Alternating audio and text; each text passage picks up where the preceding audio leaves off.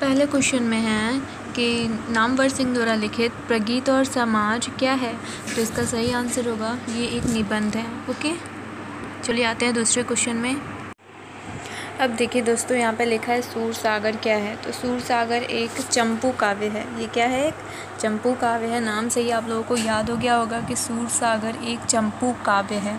ठीक है, अब आते हैं थर्ड क्वेश्चन पे, जिसमें लिखा है आचार्य रामचंद्र शुक्ल के काव्य सिद्धांत के आदर्श क्या थे। तो इसका सही आंसर होगा प्रबंध काव्य थे। ठीक है, क्या थे? प्रबंध काव्य थे। अब चलो दूसरे क्वेश्चन पे आते हैं। प्रश्न है किस काव्य में मानव जीवन का एक पूर्ण दृश्य होता है।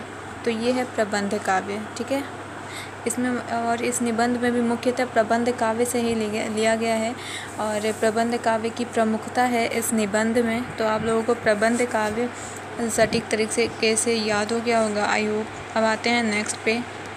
अब देखिए दिया है यहाँ पे कि नामवर सिंह की माता जी क्या है। तो हम लोग इसका सही उत्तर देंगे माता जी का नाम क्या है, मतलब कि तो बानेश्वरी देवी। क्या नाम है इनका?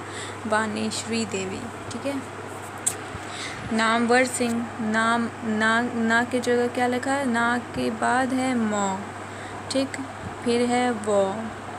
तो यहाँ पे तीसरे अक्षर में जो आ रहा है वो, वहीं से शुरू होता है इनकी माता जी का नाम, यानी कि बानेश्वरी देवी। ओके, अब देखिए लिखा है कि शेर सिंह का शस्त्र समर्पण किनका आख्यानक काव्य है। तो ये शेर सिंह जो है वो जयशंकर प्रसाद के शस्त्र समर्पण है। ठीक है, आख्यानक काव्य है जयशंकर प्रसाद का। ठीक है, मतलब कि ये जो नाम है शेर सिंह किसी आदमी का नाम नहीं है। ये जो लाइन है शेर सिंह का शस्त्र समर्पण, ये एक आख्यानक काव्य है जिसे लिखा है जयशंकर प्रसाद जी ने। ठीक है, तो जयशंकर प्रसाद जी का काव्य क्या है? शेर सिंह का शस्त्र समर्पण। ठीक है, एक ट्रिक भी है इसका। देखिए यहाँ पे शौ लगा है जयशंकर में और यहाँ पे भी शौ है। तो अगर शेर आए तो जयशंकर। ठीक है, शलजम वाला शौ इसमें भी है, सलजम वाला शौ इसमें भी है। तो इससे आप याद कर सकते हो। अब है नामवर सिंह का जन्म कब हुआ था। तो इनका जन्म हुआ था 28 जुलाई 1927 को। ठीक है, यानी कि देखिए यहाँ पे है 27 और यहाँ पे है 28। तो 27-28 इज़ वेरी सिंपल। यहाँ पे है 1927 और यहाँ पे है 1900 और 28 तारीख। ठीक है, 28 तारीख को 1927 को इनका जन्म हुआ था। अब है नामवर सिंह को कविता के नए प्रतिमान कृति पर साहित्य अकादमी पुरस्कार मिला था। यानी कि ये जो है ये एक मिनट दोस्तों, ये इनकी कविता एक नए प्रतिमान, ये इनकी एक कृति है। ठीक है, क से कविता, क से कृति, ये एक इनकी कृति है जिस कृति को लिखने के पश्चात इन्हें अकादमी यानी साहित्य अकादमी पुरस्कार से पुरस्कृत किया गया था। ठीक है, अब देखिए यहाँ पे क्या लिखा है। नामवर सिंह काशी विश्वविद्यालय में अस्थायी व्याख्याता थे। क्या थे? अस्थायी व्याख्याता। ठीक है, व्याख्याता। और ये एक बहुत अच्छे आलोचक भी हैं, हिंदी साहित्य के बहुत बड़े आलोचक हैं। अगर आप इनका फेस देखोगे तो एकदम ये इनोसेंट टाइप के लगेंगे, पर ये बहुत बड़े आलोचक हैं हिंदी साहित्य के। तो अगर क्वेश्चन में आए तो आप ज़रूर इस पर क्लिक करना। OMR शीट दिया जाता है तो आप उस पर भर सकते हो। अब देखिए यहाँ पे लिखा है नामवर सिंह का जन्म 28 जुलाई सन कितना है 1927 को। ठीक है, अभी हमने पढ़ा था कि 27 और 28 का एक कम्बिनेशन बना के इनके जन्म को हम लोग याद कर सकते हैं। और यहाँ पे है आचार्य रामचंद्र शुक्ल के काव्य सिद्धांत के आदर्श क्या थे। तो आचार्य रामचंद्र शुक्ल के काव्य सिद्धांत के आदर्श प्रबंध काव्य थे। कौन से काव्य थे? प्रबंध काव्य थे। और जयशंकर प्रसाद और रामचंद्र शुक्ल। ठीक है, तो आप इसे इस प्रकार से याद कर सकते हो कि जय राम क्या है? दोनों प्रबंध काव्य है। जय और राम क्या है? दोनों प्रबंध काव्य हैं। ओके, तो आप इसे इस प्रकार से ट्रिक बना के याद कर सकते हो। अब देखिए इस क्वेश्चन में लिखा है किस काव्य में मानव जीवन का एक पूर्ण दृश्य होता है। तो मानव जीवन का पूर्ण दृश्य होता है प्रबंध काव्य में, क्योंकि मानव का जो जीवन है वो हर चीज़ को प्रबंध करते करते ही गुजर जाता है। यानी कि इंसान अपने सुख के लिए पैदा होता है और उसके बाद से ही वह पढ़ता है, लिखता है कि मुझे जॉब हो जाए। जॉब होती है तो अपने मतलब किस प्रकार से हम अपने सोशल प्रोग्रेस कर सके, तो इन सब में वो जुट जाता है। तो एक प्रकार से इन सब का प्रबंध करना ही हुआ, यानी कि वो पढ़ता है नौकरी के प्रबंध में और जीवन यापन इसी प्रकार से वो करता है। तो अगर मानव जीवन वाला आए तो आप उसे प्रबंध काव्य पर ही क्लिक करना। ये एक ट्रिक था। वैसे तो मानव जीवन का एक पूर्ण दृश्य होता है, इसका सेंस कुछ और है और मैंने कुछ और ही सेंस निकाल के आपको बताया जिससे आपको याद हो सके। तो राम की जो शक्ति पूजा है ये एक नाम है और जिसे लिखा है जो एक काव्य है ये क्या है, राम की शक्ति पूजा एक नाम है और एक काव्य है जिसे लिखा है निराला जी ने। ठीक है, लो जी आ गया इम्पॉर्टेंट क्वेश्चन जो सबसे ज़्यादा आते हैं एग्ज़ाम में। प्रगीत और समाज के लेखक कौन है? तो आप बता सकते हो कि कौन है? चलो कमेंट बॉक्स में ज़रूर बताना आप लोग। यहाँ पे है नामवर सिंह जो कि प्रगीत और समाज के लेखक हैं और हिंदी साहित्य के बहुत बड़े आलोचक। तो चलिए अब देखते हैं नेक्स्ट में, नामवर सिंह किस पत्रिका के संपादक थे? तो इसका सही उत्तर होगा आलोचना के, क्योंकि ये हमेशा हिंदी साहित्य के लिए आलोचक के रूप में भी कार्य करते थे, इसलिए इसका जिसमें इनका है तो इसमें आलोचना सबसे महत्वपूर्ण भूमिका निभाता है इनकी लाइफ में, इसलिए कुछ ज़्यादा ही ये आलोचक थे हिंदी काव्य के। अब है कामायनी किनकी महाकृति है? ये आप बता सकते हो। कामायनी है जयशंकर प्रसाद की। ठीक है, जयशंकर प्रसाद की। ये आप 10th से ही पढ़ते आ रहे हो कि कामायनी जो है वो है जयशंकर प्रसाद की महाकृति। ठीक है, तो आपको क्वेश्चन में ये भी दे देगा कि कामायनी क्या है, तो आप इसका सही आंसर दे सकते हो कि यह एक महाकृति है। तो और लिखा है जयशंकर प्रसाद जी ने। ठीक है, अब देखिए हम लोग चलते हैं नेक्स्ट पे जिसमें लिखा है सूरसागर क्या है? तो सूरसागर एक चंपू काव्य है। ठीक है, सूरसागर क्या है? एक चंपू काव्य है। सॉरी फॉर अगेन, ये कुछ मतलब अभी कुछ देर पहले हमने इसे पढ़ा था पर फिर भी आ गया है यहाँ पे, इसीलिए तो अब चलिए ये तो थे आपके कुछ प्रश्न जो कि आपके ही अभ्यास कार्य से थे, एक्सरसाइज के थे, आपके ही बुक के कुछ इम्पॉर्टेंट क्वेश्चन थे जिसे मैंने अभी बताया है। तो अब चलते हैं मेरे इम्पॉर्टेंट क्वेश्चन पे जो कि प्रीवियस क्वेश्चन पेपर में भी आ चुके हैं और आगामी क्वेश्चन पेपर में भी आ सकते हैं। ठीक है, देखिए दोस्तों पहला क्वेश्चन है जो सबसे इम्पॉर्टेंट है कि नामवर सिंह का जन्म कब हुआ था?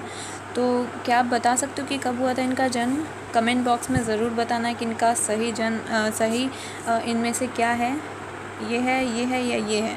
ठीक है, मैं आपको 3 सेकंड का वक्त देती हूँ, आप जल्दी से कमेंट करके आप मुझे बताओ कि क्या है, क्योंकि हम शुरू से ही पढ़ते आ रहे हैं कि मतलब वीडियो के शुरू से ही पढ़ते आ रहे हैं कि इनका जन्म कब हुआ था, किस डेट को हुआ था।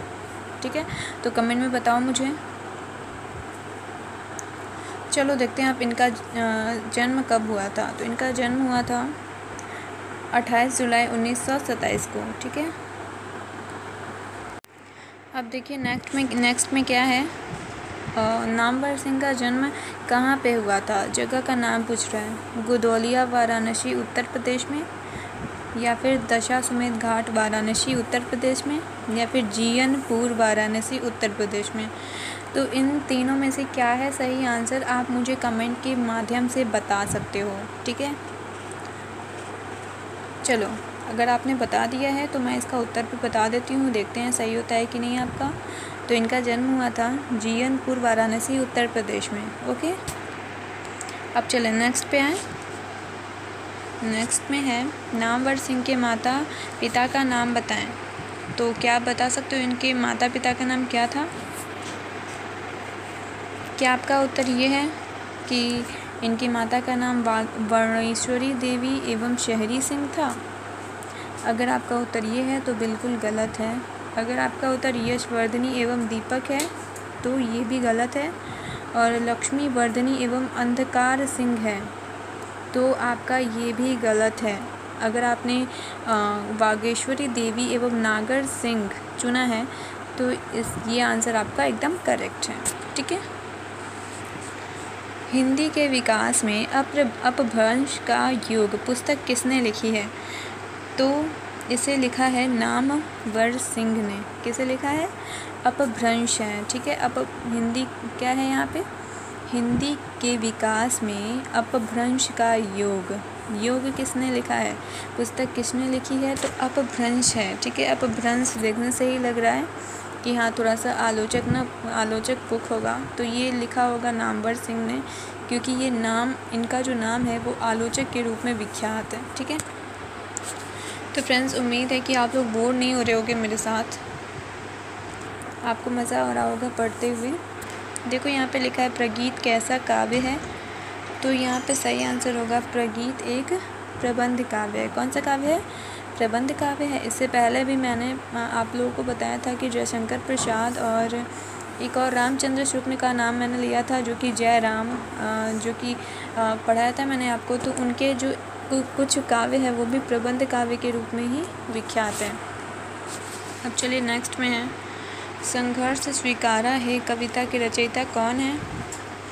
तो इसका सही उत्तर होगा नागार्जुन है। ठीक है। संघर्ष स्वीकारा। ठीक है। इसमें भी हर्षी की मात्रा लगा है, इसमें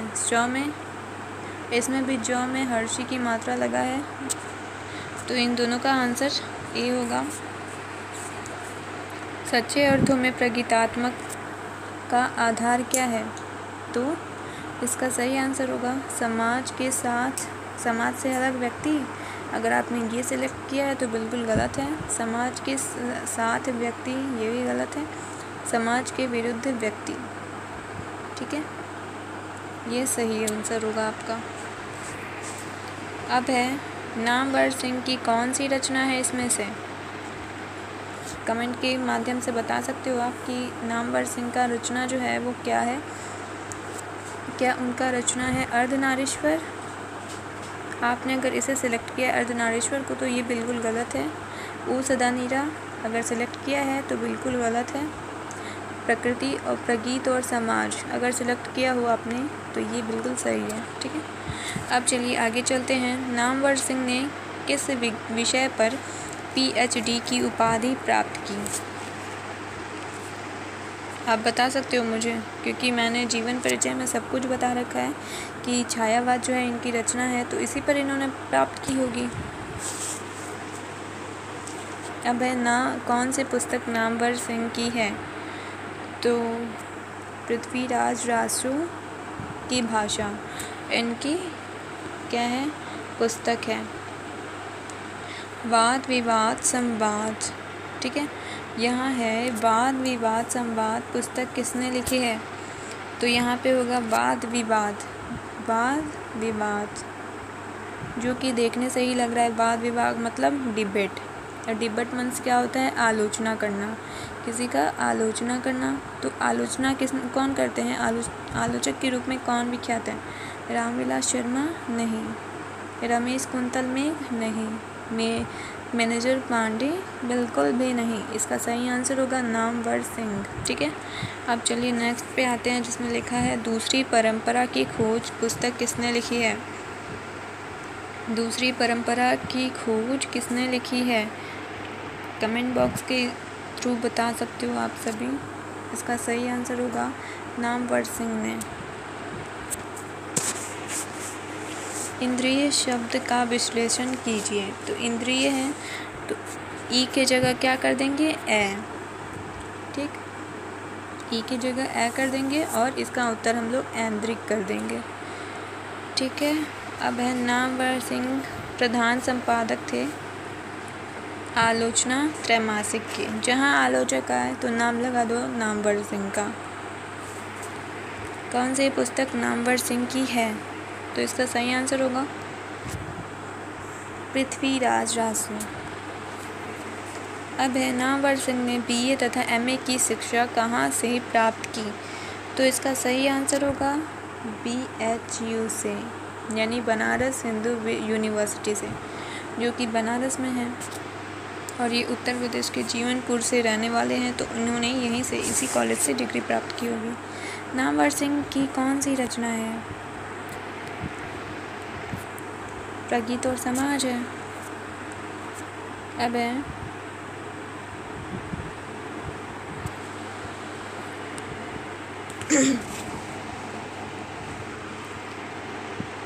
अब है आचार्य रामचंद्र शुक्ल के काव्य सिद्धांत का आदर्श कौन सा काव्य है?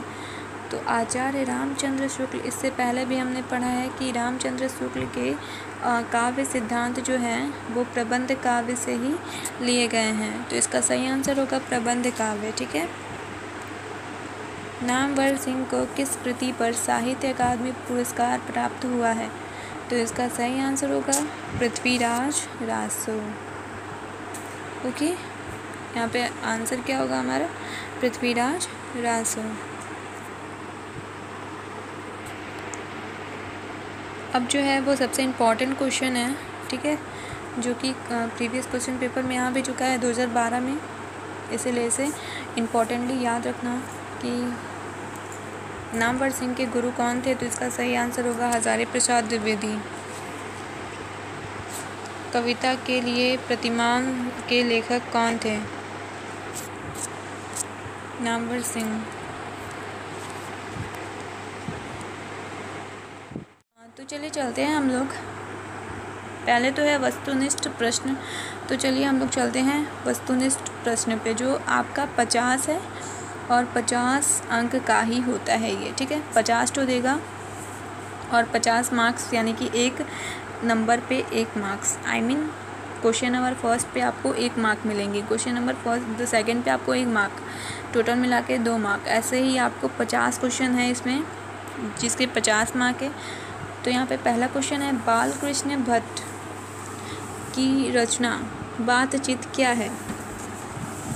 अगर आपको पता है कि बालकृष्ण भट्ट की रचना जो है बातचीत, वह क्या है, तो कमेंट बॉक्स के माध्यम से ज़रूर बताएं। तो इसका ये जो उत्तर होगा वो उसका आंसर होगा डी, ललित निबंध है। क्या है? बातचीत क्या है? ललित निबंध है। क्या है? निबंध है। बातचीत निबंध है। ठीक है। अब सेकंड है, प्रकृति वर्णन से संबंधित कविता है। गांव का घर, गांव में तो प्रकृति होती ही है, परंतु क्या यह आंसर सही होगा? गांव का घर ही होगा। अगर आपने ऐसा सोचा है कि गांव का घर है, प्रकृति तो होगा ही वहाँ पे, प्राकृतिक वातावरण, तो आपने बिल्कुल गलत सोचा है। अब सेकंड है उषा, तो ये आपका सही आंसर होगा। अगर आपने इसे सेलेक्ट किया था उषा, तो ये आंसर आपका सही होगा। प्रकृति वर्णन से संबंधित कविता है उषा। अब है अर्धनारीश्वर का किस विधा से संबंध है? तो अर्धनारीश्वर का संबंध है निबंध से। अर्धनारीश्वर क्या है? एक निबंध है, जिसे लिखा है रामधारी सिंह दिनकर ने। ठीक है। प्रगीत और समाज, जो कि अभी हमने पढ़ा है। ठीक है। देखो यहाँ पे आप क्या है, प्रगीत और समाज किनकी रचना है? नामवर सिंह की। केवल यही नहीं, यही जो कहानी है, सॉरी निबंध है, यही निबंध या फिर प्रोज के, यानी कि गद्य खंड काव्य के और पद खंड काव्य के, यही का रचनाकार का नाम नहीं पूछेगा, बल्कि सारे का रचनाकार का नाम पूछेगा। जैसे तीरिच है, तीरिच के भी रचनाकार का नाम पूछ ले, यानी कि आपको सारे रचनाकारों के नाम और रचना का नाम याद करना होगा। ठीक है। तीरिच के रचनाकार कौन है? यहाँ पे 5वां क्वेश्चन है, तीरिच के रचनाकार कौन है? तो यहाँ पे होगा उदय प्रकाश। ठीक है। तीरिच के रचनाकार उदय प्रकाश है। इनमें से कौन सी रचना ओम प्रकाश वाल्मीकि की है? तो इसका सही आंसर होगा जूठन। ठीक है। ओम प्रकाश वाल्मीकि की कौन सी रचना है? तो इसका सही आंसर होगा जूठन। देख रहे हो फ्रेंड्स, यहाँ पे केवल वही क्वेश्चन आया है रचनाकार और रचना से संबंधित। तो आप लोगों को मैं कोशिश करूँगी इस वीडियो के माध्यम से कि ये भी याद हो जाए कि कौन से रचनाकार ने किस चीज़ को क्रिएट किया है, किस चीज़ को लिखा है, किस चीज़ की रचना की है। जैसे देखो, एक पत्र और एक लेख की रचनाकार कौन है? रचनाकार बहुत ही ज़्यादा इम्पॉर्टेंट है। देख लो फ्रेंड्स, प्रीवियस क्वेश्चन पेपर में कितना आया है, लेकिन आप लोग इस चीज़ से अनुमान लगा सकते हो कि आगामी क्वेश्चन में आपको ये बहुत ही ज़्यादा काम देने वाला है अगर आप याद करते हो तो। रचनाकार के नाम तो बताइए फ्रेंड्स, एक लेख और एक पत्र में के रचनाकार कौन है? तो 8वें क्वेश्चन का आंसर होगा भगत सिंह। ठीक है, एक लेख और एक पत्र। आपको डिस्क्रिप्शन में मैं लिंक दे दूंगी, अगर आपने उसके सारांश नहीं पढ़े हैं तो ज़रूर पढ़िएगा। अब है ओ सदा नीरा। ओ सदा नीरा के लेखक कौन है? क्या आप बता सकते हो ओ सदा नीरा के लेखक कौन है? इसका सही आंसर होगा जगदीश चंद्र माथुर है। ठीक है, कौन है? जगदीश चंद्र माथुर। देख लो, लाइन से दे दिया है रचना और रचनाकार के नाम। यानी अब है जे कृष्णमूर्ति की इनमें से कौन सी रचना है?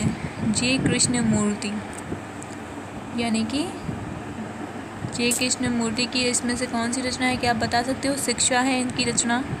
क्या आपको लगता है कि शिक्षा ही होगी? बताओ तो, कमेंट में ज़रूर बताना कि शिक्षा ही है कि नहीं है। शिक्षा ही है इसका आंसर। अब है कटबक के रचयिता कौन है? मलिक मोहम्मद जायसी हैं इसके रचयिता। ओके, अब है साहित्य लहरी। किनकी रचना है साहित्य लहरी? 12वां का है बी, सूरदास के। साहित्य लहरी किसकी रचना है? सूरदास की रचना है। ठीक है, 100 से साहित्य, 100 से सूर। वाह, क्या कॉम्बिनेशन बना है। अब है 13वां, कवितावली के रचनाकार कौन है? अब इसका सही आंसर आप बता सकते हो। कवितावली के रचनाकार है तुलसीदास। ठीक है, कवितावली के रचना कौन है? तुलसीदास। ठीक है, छत्रसाल दशक की रचनाकार कौन है? अब यहाँ पे दिया है फ्रेंड्स छत्रसाल। छत्रसाल के सही आंसर होगा छत्रसाल दशक के रचनाकार हैं। आप हमें कमेंट बॉक्स के माध्यम से भी बता सकते हो। भूषण है इसके रचनाकार। अगर आपने भूषण चुना था तो बिल्कुल सही चुना था आपने। ये स्क्रीन नहीं काम कर रहा मेरा। ओके, अब चलिए चलते हैं नेक्स्ट पे, जिसमें लिखा है जयशंकर प्रसाद किस वाद से संबंधित रचनाकार है? जयशंकर प्रसाद है फ्रेंड्स, बताइए। इसका सही आंसर होगा ए, छायावाद से संबंधित है। ये कौन है? छायावाद से संबंधित है। ओके, अब है पुत्र वियोग किसकी रचना है? पुत्र वियोग किसकी रचना है? तो ये है सुभद्रा सिंह चौहान की। ठीक है, क्योंकि माता जो है वो पुत्र को बहुत ही ज़्यादा प्यार करती हैं, तो सुभद्रा जो है एक लेडीज़ है और लेडीज़ ही माता होती हैं। ठीक है, बाकी सब तो इसमें जेंट्स हैं, तो जेंट्स तो माता होगी नहीं, इसलिए इसका सही आंसर होगा सुभद्रा सिंह चौहान। ठीक है, ये तो बस मैंने ऐसे ट्रिक बताया था, असलियत कुछ और ही है। रचनाकार और रचना से संबंधित है। अब है देखिए जन जन का चेहरा एक। रचनाकार कौन है? जन जन का चेहरा एक है फ्रेंड्स, यानी कि इसके सही आंसर होगा गजानन माधव मुक्ति बोध। ठीक है, जन जन गजानन क्या होगा? लास्ट में गजानन, ग जा नो नो, या लास्ट में नो आया है गजानन, और जन जन पढ़ेंगे तो जो, और यहाँ नो, यहाँ पे भी लास्ट में नो है, तो आप इसे ट्रिक बनाकर भी याद कर सकते हो। जन जन गजानंद माधव मुक्तिबोध जो है इसकी रचना है, रचनाकार है, सॉरी। अब चलिए नेक्स्ट पे हैं, रघुवीर सहाय का जन्म स्थल कौन सा है? रघुवीर सहाय है फ्रेंड्स, इसका सही आंसर क्या होगा? लखनऊ। देखो फ्रेंड्स, मैं आपको अभी भी बता रही हूँ कि मैं कोशिश तो करूँगी, पर आप लोग अगर ध्यान दोगे वीडियो पे तभी आप लोगों को याद होगा, नहीं तो आप मत्था लगड़ते रह जाओगे और मैं जितना भी बोलूँगी आप लोगों को कुछ समझ में नहीं आएगा, सारा उड़ते जाएगा माथे से। इसीलिए जो भी वीडियो में मैं बता रही हूँ उसे ध्यान से सुनना, और जो भी आपके लेखक हैं और उनकी जो रचनाएँ हैं उसे अच्छे से याद कर लेना। मैं तो कोशिश करती हूँ कि आपको याद हो जाए, इस तरह से मैं आपको मैं इस तरह से बताती हूँ कि आप लोगों को याद हो जाए, पर आप भी अपनी तरफ से कोशिश करो, क्योंकि मैं तो आप लोगों को रास्ता ही बताऊँगी, उस पर चलना तो आप ही लोगों को है, इसीलिए। तो चलिए फ्रेंड्स, अब देखते हैं रघुवीर सहाय का जन्म स्थल जो है वो है लखनऊ। अब है प्यारे नन्हे बेटे को किसकी रचना है? प्यारे नन्हे बेटे हैं तो ये है विनोद कुमार शुक्ला की। कौन है? विनोद कुमार शुक्ल। ठीक है, प्यारे नन्हे बेटे, प्यारे 1, नन्हे 2, बेटे 3, 3 अंक का ये भी है, 3 डिजिट का। और विनोद कुमार शुक्ल ये भी 3 डिजिट का है। तो आप इसे इस प्रकार से ट्रिक बना के याद कर सकते हो। अब 20वां क्वेश्चन है, हार जीत के रचनाकार कौन है? हार जीत के रचनाकार है अशोक वाजपेयी। कौन है? अशोक वाजपेयी। हार जीत के रचनाकार कौन है? अशोक वाजपेयी हैं। ठीक है। अमृत का पर्यायवाची क्या होता है? अमृत का पर्यायवाची होता है शस्य। अगर आपने शस्य चुना है तो बिल्कुल गलत चुना है। वैश्यवान नर अगर चुना हो तो ये भी गलत चुना है। इसका सही आंसर होगा सुधा। अमृत मीन्स होता है मीठा और सुधा मीन्स भी होता है मीठा। अब वो जो मिल्क आती है एक जिसका नाम रहता है सुधा, जो कि बहुत ही ज़्यादा फेमस मिल्क है, तो वो सुधा यहाँ पे नहीं है, यहाँ पे है मीठा वाला सुधा। ओके, अब चलिए नेक्स्ट में आते हैं जिसमें लिखा है अश्व का पर्यायवाची क्या है? तो अश्व का पर्यायवाची शब्द है, अश्व मीन्स होता है क्या है पहले आप हमें बताओ। अश्व मीन्स होता है घोड़ा। क्या होता है? घोड़ा होता है अश्व मीन्स। तो घोड़े का जो है वो पर्यायवाची क्या होगा? तुरंग होगा, क्योंकि घोड़े को अगर बुलाओगे तो वो तुरंत आता है। तुरंत की जगह यहाँ पे तुरंग लिख दिया है। और क्या? वन में चढ़ने वालों को क्या कहते हैं? यहाँ पे 23 में हम लोग लिखेंगे कि सी होगा वनचर, क्योंकि वो लोग वन में चढ़ते हैं तो वनचर ही ना होगा।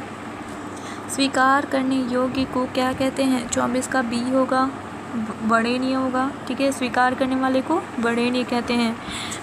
ठीक है, जिस पुरुष की स्त्री मर गई हो उसे क्या कहते हैं? उसे कहते हैं विधुर। उसे क्या कहते हैं? विधुर। ठीक है, अब है रविंद्र का संधि विच्छेद कीजिए। तो अगर आपने संधि चैप्टर को पढ़ रखी है तो आप लोगों के लिए ये तो चुटकी होगा, कमाल होगा। पर देखिए जिन लोगों को नहीं पता है, अगर आपने आंसर चुना है 26 का बी रवि धन इंद्र, ये गलत चुना है आपने। अगर आपने चुना है रव धन इंद्र, ये भी गलत चुना है। ये भी आपने अगर चुना होगा तो गलत है। आपका सही आंसर होगा ए रवि धन इंद्र, रविंद्र। ठीक है, क्योंकि इसमें मात्रा देखिए आप इस तरफ का है, तो इसके हिसाब से आपको मात्रा के हिसाब से इस चीज़ को बनाना रहता है। अब देखिए क्या है? मनवंतर। क्या है यहाँ पे? मनवंतर। मनवंतर का संधि विच्छेद क्या है? मनवंतर का संधि विच्छेद क्या होगा? यहाँ पे मनवंतर का संधि विच्छेद होगा, कमेंट में बताओ आप। मनु अंतर होगा। क्या होगा? मनुधन अंतर। षड दर्शन का संधि विच्छेद क्या होगा? षड दर्शन का संधि विच्छेद होगा षडधन दर्शन। ठीक है, अब है जगदम्बा का संधि विच्छेद क्या होगा? बी होगा जगत धन अम्बा। आप समास पढ़ो लेकिन संधि विच्छेद इम्पॉर्टेंटली पढ़ना, क्योंकि संधि विच्छेद जो है वो आपके सामने ही है कि कितना ढेर सारा आया है और सारा 1-1 मार्क्स का होता है। और ये मत समझो कि अरे 1 मार्क है छोड़ देंगे तो क्या होगा। अरे भाई, बूंद बूंद से ही घड़ा भरता है, समझे ना। अब चलिए आते हैं आगे। नयन का संधि विच्छेद है, तीसरे का ए होगा, ने धन आयन। ठीक है, पारी है 31 की, यानी भरपेट में कौन सा उपसर्ग है? क्या आप बता सकते हो उपसर्ग? अगर आपने पढ़ा है तो आप लोगों को तो ज़रूर पता होगा कि भरपेट जो है ये इसका कौन सा उपसर्ग है? क्या इसका उपसर्ग भ है? अगर आपने आंसर चुना है भ तो ये बिल्कुल गलत चुना है आपने। अगर इसका उत्तर होगा भा, ये भी गलत चुना है आपने। भर या अ, तो ये भी इसका आंसर गलत होगा। इसका आंसर होगा भर, क्योंकि उपसर्ग में दोस्तों आगे का जो रहता है 2 लाइन उसे चुना जाता है। ठीक है, तो भरपेट है यहाँ पे, तो भर पहले है उसके बाद पेट है, तो इसका सही उत्तर होगा भर। ठीक है, पुरातन में कौन सा उपसर्ग है? उपसर्ग में मैंने जैसा कि बताया है कि आगे का जो रहता है वही इसका सही आंसर रहता है। तो आगे का जो 2 लाइन है इसमें पूरा है लिखा, तो यहाँ पे पूरा लिखा है, तो इसका सही उत्तर होगा डी। पुरातन का क्या होगा? उपसर्ग, डी। ये जो उपसर्ग है, ये उपसर्ग और प्रत्यय बहुत ही सिंपल रहता है। उपसर्ग में आप जो उप रहता है, उप मतलब क्या होता है? आगे। तो जो आगे है, जैसे कि पुरातन है, पुरातन में पूरा है आगे, उसके बाद है तन, ठीक है। तो पूरा क्या हो जाएगा? उपसर्ग हो जाएगा। अब यही देखिए प्रत्यय, प्रत्यय में क्या है? चचेरा। जैसा कि मैंने आपको बताया है कि प्रत्यय में लास्ट का जो रहता है यानी छोटा भाई जो रहता है, यानी छोटा भाई इसमें क्या है? रा, च चे रा, रा है छोटा, तो इसमें रा क्या होगा? रा हो जाएगा हमारा एरा, एरा है ना, चचेरा। लास्ट में क्या है? ए की मात्रा भी है इसमें, देखिए ए की मात्रा है, ए च चे में ए की मात्रा है, और रा है, तो क्या होगा इसका सही उत्तर? एरा, सी होगा सही उत्तर इसका, ठीक है, एरा। अब है टिकाऊ में कौन सा प्रत्यय है? 34वां है, टिकाऊ में कौन सा प्रत्यय है? तो टिकाऊ में मैंने क्या कहा था? प्रत्यय। प्रत्यय में लास्ट का 2 बताया जाता है, तो लास्ट में इसका लास्ट में है इसका काऊ, ठीक है। तो इसका सही आंसर क्या होगा? आऊ, मतलब आऊ, ठीक है, टिकाऊ।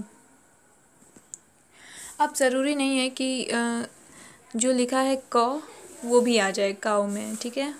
आपका दोस्त बुलाए आपको, आप अपने पड़ोसी को भी ले जाओ बर्थडे में, ऐसा थोड़ी हो सकता है।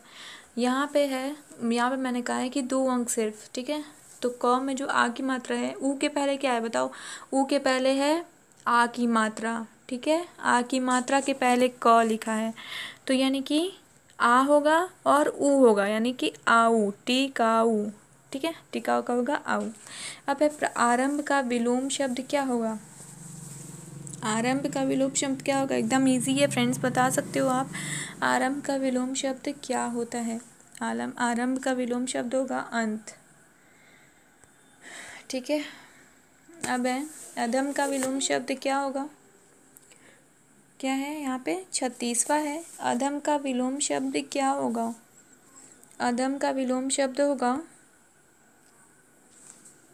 36वीं का सी, उत्तम। अधम का क्या होगा? उत्तम। अधम का उत्तम होगा विलोम शब्द। आर्ध का विपरीतार्थ शब्द क्या है? आर्ध, आर्ध का है विपरीतार्थ शब्द ए, शुष्क, ठीक है। आर्द्र मतलब क्या होता है? ये आपको तो पता ही होगा कि, और शुष्क मीन्स क्या होता है। तो चलिए जानते हैं अब 38वां का। जानने की इच्छा रखने वाले को क्या कहते हैं? जैसे कि आप जानना चाहते हो कि अब इसके आगे क्या होगा, इसके आगे क्या होगा, इसके आगे मैं क्या बताऊंगी। तो ये सब जो क्या है, आपकी जानने की एक इच्छा है, ठीक है। माइंड में सेट है कि अब इसके आगे क्या होगा, तो जानने की इच्छा रखने वाले को क्या कहते हैं? आप कमेंट के माध्यम से बता सकते हो। जिज्ञासु कहते हैं, जैसा कि नाम से पता चल रहा है कि जिज्ञासा है उसके अंदर जानने की, इसलिए जिज्ञासु है वो व्यक्ति। जो मापने में सामर्थ हो उसे क्या कहते हैं? बताइए। जो मापने में समर्थ हो उसे कहते हैं मानक। क्या कहते हैं उसे? मानक कहते हैं। अंटी मारना मुहावरे का क्या अर्थ है? अंटी मारना मुहावरे का अर्थ है अंटी मारने, मुहावरे का क्या अर्थ है? चाल चलना। अंटी मारना मीन्स चाल चलना, अंटी मारना मीन्स चाल चलना, ओके। मैं चाहती हूँ कि आप लोगों को याद हो जाए, तो प्लीज़ सपोर्ट मी। ईंट से ईंट बजाना का मुहावरा क्या होता है? तो देखते हैं यहाँ पे, ईंट से ईंट बजाने का मुहावरा होता है विनाश करना। अगर ईंटा से ईंटा बजेगा, बजा के देखना एक बार, दोनों ईंटा चूर चूर हो जाएगा, तो विनाश ही ना हुआ एक तरफ से, तो विनाश करना होगा, ठीक है। गाल बजाना मुहावरे का क्या अर्थ होगा? तो 42वें का है, गाल बजाने का अर्थ होगा, मुहावरा होगा, आई मीन डिंग हाँकना, ठीक है। डिंगे हाँकना, डिंगे हाँकना मीन्स क्या होता है? जैसे आपके पास कार नहीं है पर आप रॉक झाड़ने के लिए बोलोगे मेरे पास तो कार है, ये क्या हो गया? डिंगे हाँक रहे हो आप सभी के सामने में, खासकर लड़कियों के सामने। बॉयज़ की एक आदत होती है, आई एम सॉरी अगर, वैसे मैंने मजाक किया था, जस्ट जोक, ओके। खिल्ली उड़ाना मुहावरे का क्या अर्थ होता है? अब यहाँ पे है 48 का ए, खिल्ली उड़ाने मुहावरे का अर्थ होता है, सॉरी 43 का व्यंग होगा। खिल्ली उड़ाना यानी व्यंग उड़ाना, व्यंग मतलब हास्य, मतलब खिल्ली उड़ाना मतलब किसी का मजाक उड़ाना। ओके, गगनचुंबा कौन सा समास है? गगनचुंबा कौन सा समास है? ये होगा इसका आंसर, ये है तत्पुरुष समास। ठीक है, कौन सा समास है? तत्पुरुष समास है। यथाशक्ति कौन सा समास है? 45 का सी होगा, अव्ययी भाव समास है। यथाशक्ति अव्ययी भाव समास है। ओके, अब है कमल नयन कौन सा समास है? तो कमल नयन जो है वो है 46 का ए। तो ये जो कमल नयन है वो कर्मधारय समास है। क से कमल नयन, क से कर्मधारय समास। ठीक है, जी जान कौन सा समास है? तो जी जान होगा फ्रेंड्स द्वंद्व समास। ठीक है, इसमें भी 2 ठो है, इसमें भी 2 ठो है, पर इसका जो होता है समझने वाला वो अलग ही एक चीज़ होता है कि कैसे इसको समझते हैं समास को। तो मैं, अगर आप लोग चाहते हो कि समास के ऊपर भी मैं वीडियो बनाऊँ तो आप मुझे बोल सकते हो, तो मैं बना दूँगी। पंचपात्र कौन सा समास है? ठीक है, 48 का ए। पंचपात्र एक द्विगु समास है। ठीक है, अब यहाँ पे चंद्रमौली कौन सा समास है? तो चंद्रमौली है बी, कर्मधारय समास है, क्योंकि चंद्र है और मौली है। ठीक है, तो ये क्या होगा? इसका कर्म हो गया जो चंद्र है।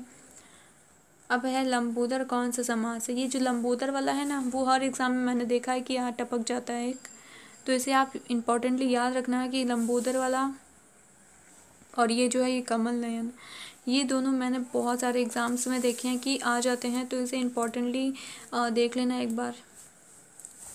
तो इसका सही आंसर होगा बहुव्रीहि समास है। लंबोदर कौन सा समास है? बहुव्रीहि समास है।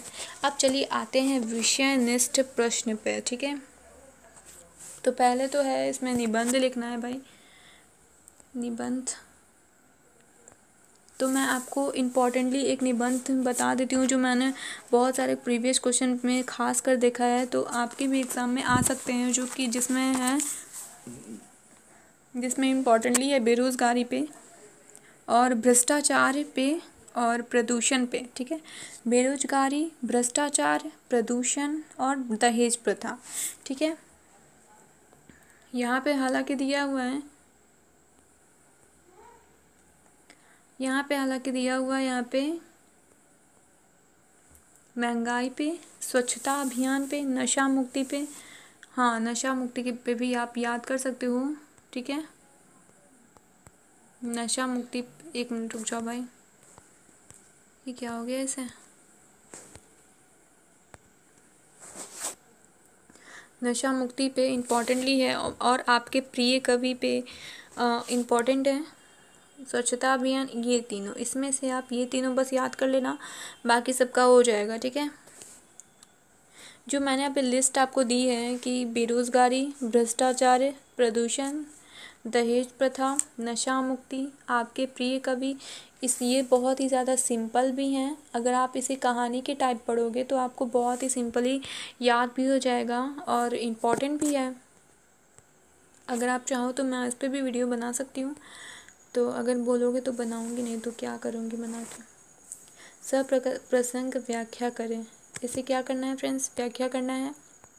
या तो आप ये इसका व्याख्या कर दो, या फिर अथवा में क्या दिया है, प्रत्येक पत्नी को अपने पति को बहुत ही उसकी दृष्टि से अच्छी देखती है। आई एम सॉरी, प्रत्येक पत्नी अपने पति को बहुत कुछ उसी दृष्टि से देखती है जिस दृष्टि से लता अपने वृक्ष को देखती है। ठीक है, जहाँ मरु ज्वाला धधकती, चाहती कन को तरसती, उन्हीं जीवन घाटियों को मैं सरस बरसात रे मन। ठीक है, तो ये जो पोएम है आप उसका व्याख्या कर सकते हो। यहाँ पे आपको या तो इसका व्याख्या करने को देगा, या तो आपको इस चीज़ पे इसका व्याख्या करना होगा। ये जो ऊपर है, ये इसका व्याख्या करो आप फिर आप।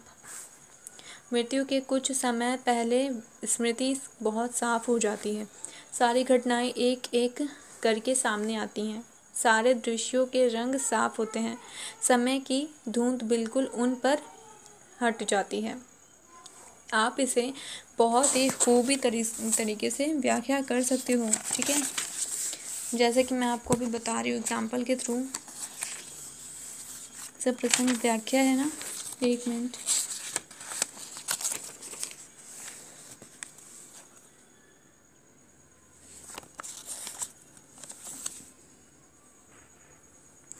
यहाँ पे है प्रायः 1 मिनट पर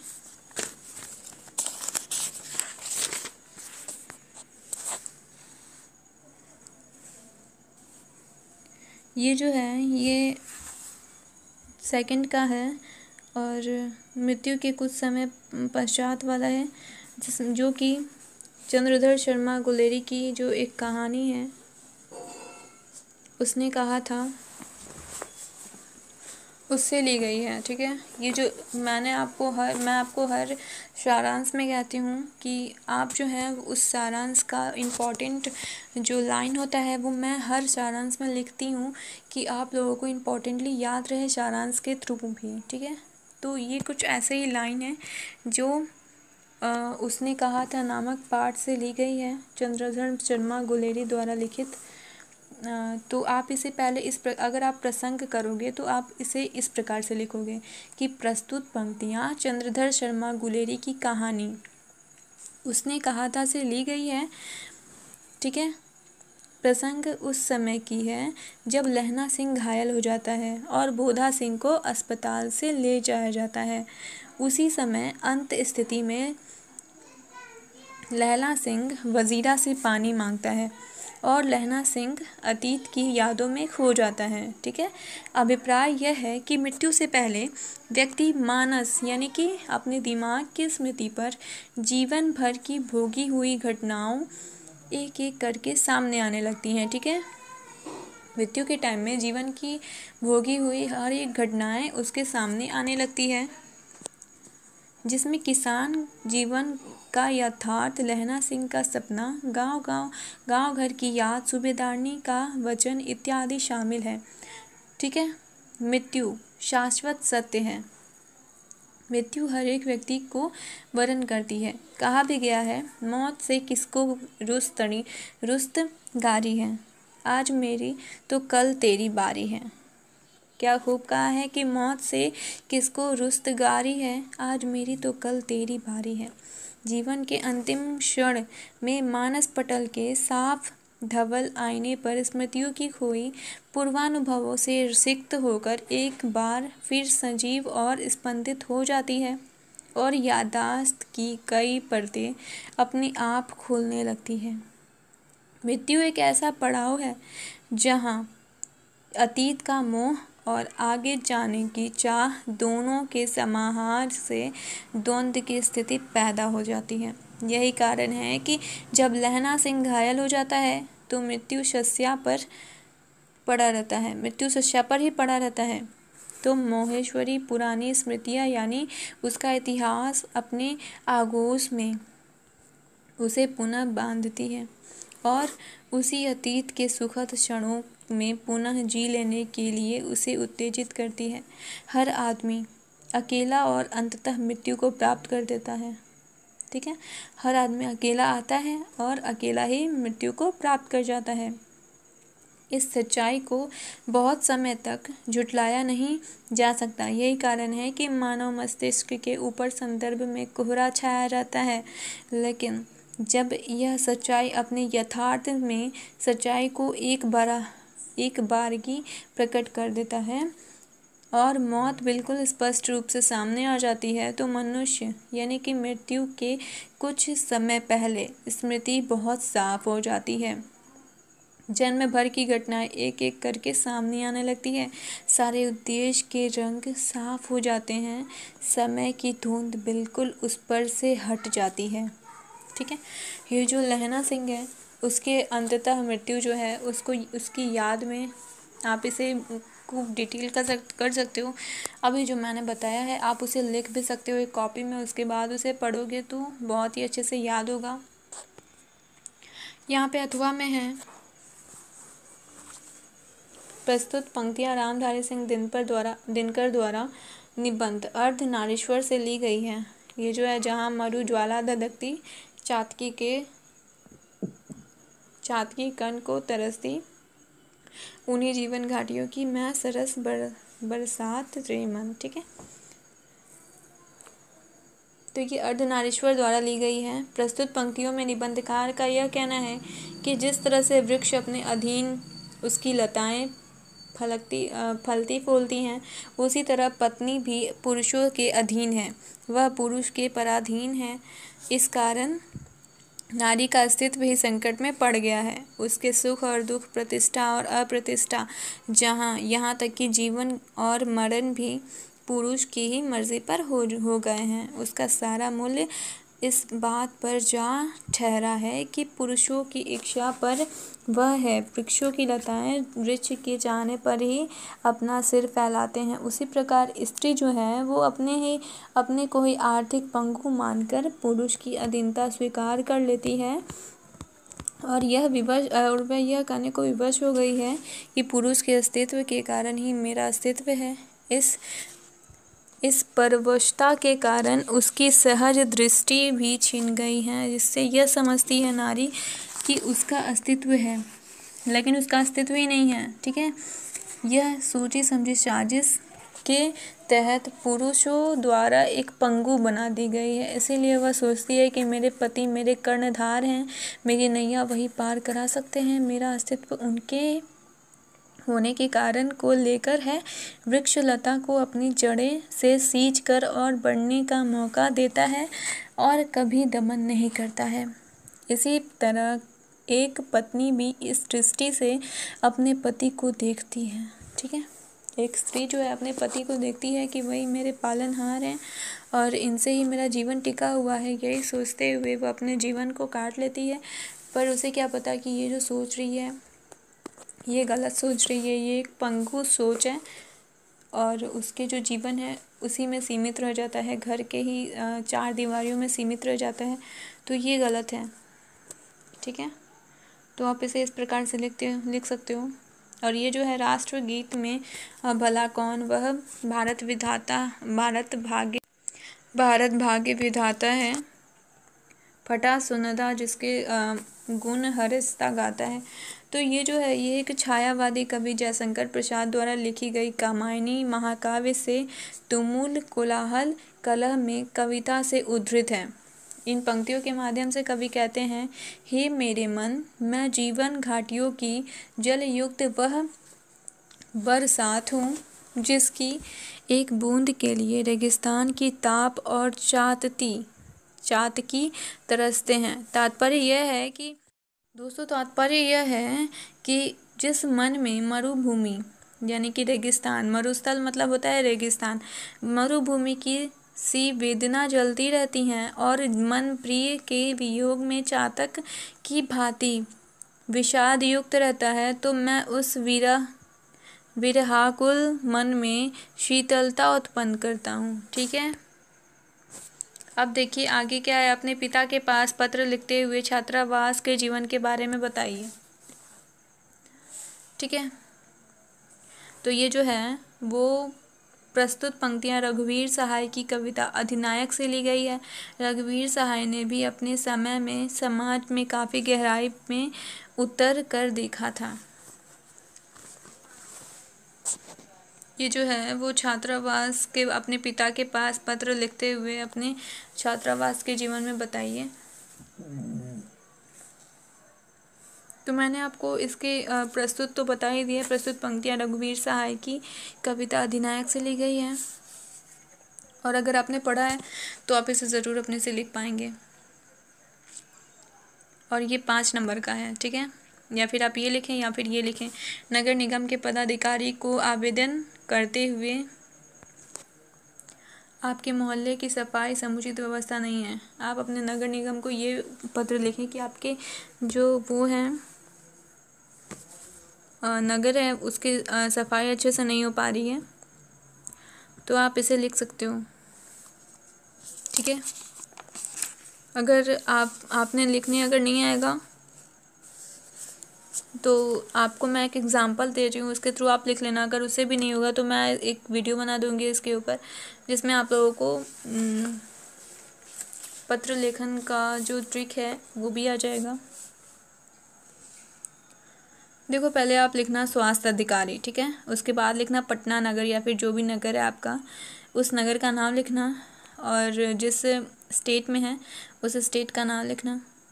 विषय, उसके बाद उसके नीचे लिखना विषय, क्षेत्र की साफ सफाई करवाने हेतु प्रार्थना पत्र। क्षेत्र विषय में क्या लिखोगे? क्षेत्र की साफ सफाई कराने हेतु प्रार्थना पत्र। फिर लिखना मान्यवर, मैं आपका ध्यान अपने क्षेत्र में व्याप्त अस्वच्छता की ओर आकर्षित करना चाहता हूँ। पिछले एक महीने से इस क्षेत्र में सफाई की समुचित व्यवस्था न होने के कारण चारों ओर कूड़े और ढेर लग गए हैं। नालियों की सफाई ठीक से न होने के कारण उसमें पानी जमा हो गया है, जिसके कारण दुर्गंध और मच्छर फैल रहे हैं। संक्रामक रोगों के फैलने की संभावना भी बढ़ गई है। क्षेत्र के सफाई कर्मचारी नियमित रूप से आते नहीं हैं, और अगर आते भी हैं तो काम की तरफ उदासीनता बरतते हैं। इस संबंध में उनसे बात करने का कोई भी लाभ नहीं हुआ है। अतः आपसे सविनय अनुरोध है कि आप इस क्षेत्र का निरीक्षण कर स्वयं ही स्थिति की भयावहता को या स्थिति की गंभीरता को प्रत्यक्ष रूप से अनुभव करें। इस संबंध में कोई ठोस कदम उठाएं, जिससे यहाँ के निवासी स्वच्छ और स्वस्थ वातावरण में रह सकें। ठीक है, अब उसके बाद नीचे लिखना धन्यवाद, दिनांक लिख देना उसके नीचे, जितने भी डेट को आपका एग्ज़ाम रहेगा। उसके बाद उसके राइट साइड में लिखना भवदीय।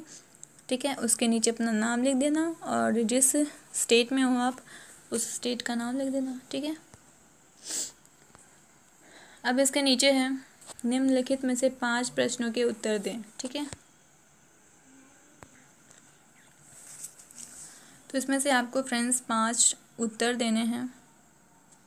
पहला क्वेश्चन क्या है? जयप्रकाश नारायण के अनुसार डेमोक्रेसी का शत्रु कौन होता है? ठीक है, तो फर्स्टली आप इसका उत्तर लिखना। जयप्रकाश नारायण के अनुसार डेमोक्रेसी का शत्रु कौन है? इसका आंसर होगा भारत में। आप एक कॉपी पेन ले लो और अपनी कॉपी पे नोट करो। भारत में लोकतंत्र है। भारत में क्या है? लोकतंत्र है, और लोकतंत्र में किसी भी व्यक्ति को शांतिपूर्ण सभा करने का अधिकार है। क्या है? लोकतंत्र में, जैसे कि आप जानते हो कि भारत एक लोकतांत्रिक देश है, ठीक है, और यहाँ पे प्रत्येक व्यक्ति को शांतिपूर्ण सभा करने का अधिकार है। यदि सरकार यह सब करने से रोकती है तो सरकार के निकम्मेपन और नीचता का प्रतीक है। ठीक है, क्या है? सरकार, अगर सरकार जो है ये सब करने से रोकती है, उसे शांतिपूर्ण सभा करने से रोकती है जनता को सरकार, तो यह सरकार के निकम्मेपन और नीचता का प्रतीक है। यही सरकारी नीति डेमोक्रेसी का सबसे बड़ा शत्रु है। क्या है? यही सरकारी नीति जो है निकम्मेपन और नीचता का प्रतीक है। ठीक है, नीति डेमोक्रेसी का बड़ा शत्रु है। ओके, अब सेकंड क्वेश्चन देख लो क्या है। नारी की पराधीनता कब से आरंभ हुई? तो नारी की पराधीनता है यहाँ पे, तो इसका जो क्वेश्चन है आंसर है, मुझे आप कमेंट के माध्यम से बता सकते हो। अब मालती के पति का परिचय दें। गैस नोट कीजिए, कहानीकार के महेश्वर के नित्य कर्म का जो संक्षिप्त चित्र प्रस्तुत किया गया है, उससे पता चलता है कि वह रोज सवेरे डिस्पेंसरी चला जाता है, दोपहर को भोजन करने और कुछ आराम करने के लिए आता है, शाम को फिर डिस्पेंसरी जाकर रोगियों को देखता है। उसका जीवन भी रोज़ एक ही ढर्रे पर चलता है। यह यात्रिक जीवन का यंत्रणा पहाड़ के एक छोटे स्थान पर मालती का पति भी भोग रहा है।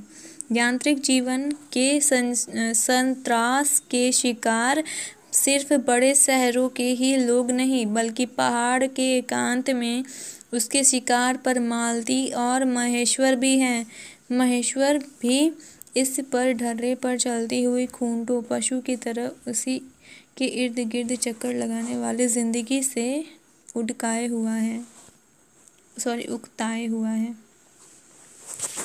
नेक्स्ट है बिस्नी कौन है? भाई बिस्नी तो मानक की माँ है। अब है इसको किसकी प्रतीक्षा है? तो भाई इसको बिस्नी को अपने पुत्र सिपाही की प्रतीक्षा है। सिपाही का नाम है मानक। बिस्नी को अपने सिपाही पुत्र की प्रतीक्षा है। वह डाकिये और राह चिट्ठी आने को देखती है क्योंकि उसने पिछले चिट्ठी में लिखा था वे बर्मा की लड़ाई पर जा रहे हैं। अब है मलिक मोहम्मद जायसी की प्रेम संबंधी अवधारणा क्या है? मलिक मोहम्मद जायसी प्रेम के पीर के कवि हैं। मलिक मोहम्मद जायसी, उनका प्रेम धर्म भावना पर आधारित है।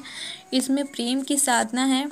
इस साधना का साधक लौकिक प्रेम से अलौकिक प्रेम की ओर अग्रसर होता है। ठीक है, इनका जो साधना है वो प्रेम की ओर ही अग्रसर होता है।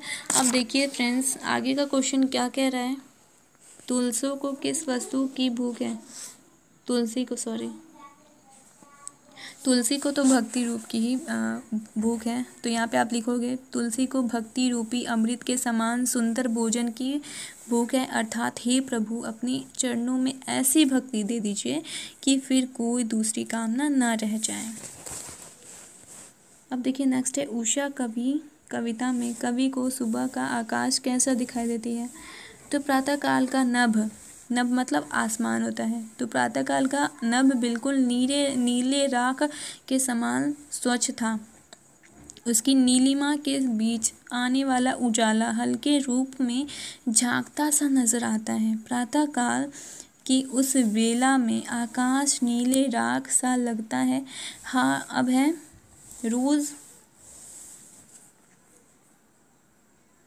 हार जीत कविता में मशक वाले की क्या भूमिका है? हार जीत कविता में बूढ़ा मशक वाला सड़क सींचता है।